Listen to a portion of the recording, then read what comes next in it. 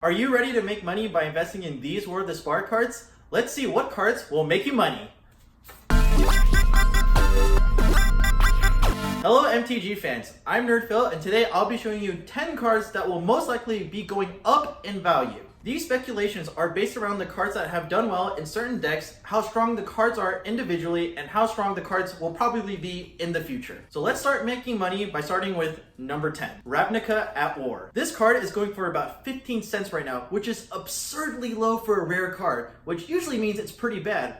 So why in the world would I tell you to invest in this card? Well, if you look at the decks that are currently on the rise right now and individual cards that are making it into meta decks, you'll notice that a lot of them are actually multicolored. For example, Esper midrange, Esper hero, and Bant midrange decks play a lot of multicolored permanents. This card single-handedly deals with all of the problematic cards. I think in the future, this card could at least see sideboard play, so it might go up to maybe about $1, if not more so. Number 9. Vivienne, Champion of the Wild. Baby Vivienne is a dream come true for any deck playing green that has a little bit of creatures. This card comes in for a very cheap CMC cost, comes in with a good amount of loyalty, and makes control players make really awkward decisions. This card is also really hard to beat turn 2 if you start with Landward Elves. If you've ever watched the Star City Versus series when they play Standard, you know this card has done a tremendous amount of work in the Bant midrange deck.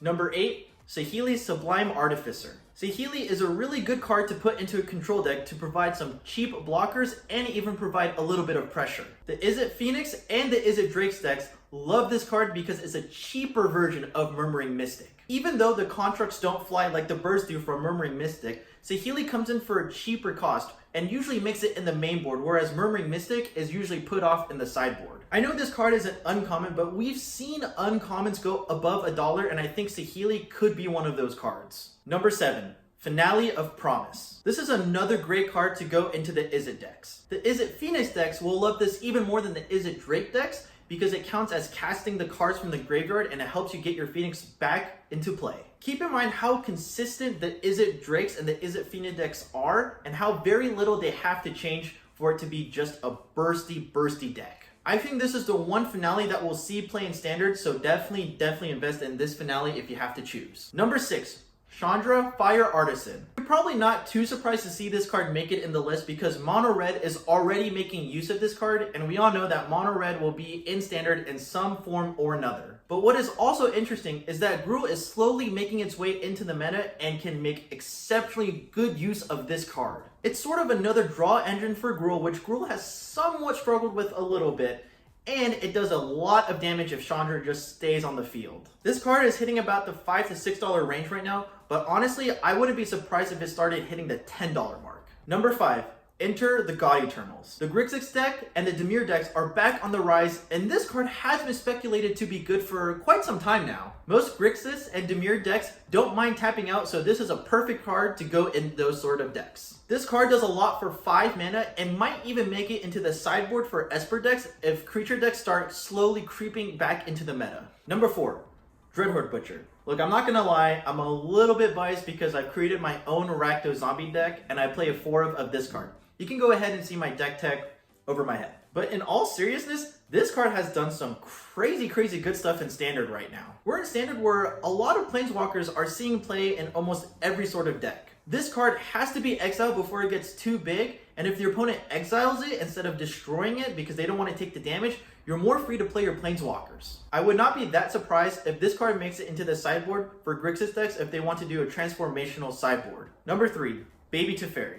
I'm not sure if Baby Teferi is better or worse than his Dominaria form, but he's a great card against control mirror matches or someone playing control. Note that this card is also in the Bant mid-range deck, so playing this card with Baby Vivienne means you basically have flash on everything important. He's hitting about the $13 to $15 range, which is really crazy expensive for a rare right now, but honestly, I could see him go up even more so. Number 2, the Elder Spell. Now, I think a lot of people are debating whether to put this card in the sideboard in general because the meta hasn't quite been solidified for War of the Spark yet. But it's really important to note that a lot of the meta decks, including Mono Red, have a Planeswalker. Even if this card never makes it to the main board, I expect to see a couple copies in the sideboard because All sorts of decks will want some sort of cheap and clean removal to a lot of planeswalkers. And finally, number 1. Now this really shouldn't surprise you. It's Lilliana. You're probably not surprised to see the best mythic, or second best if you think Nikka is better, to make this list. This card basically goes in every deck that plays black.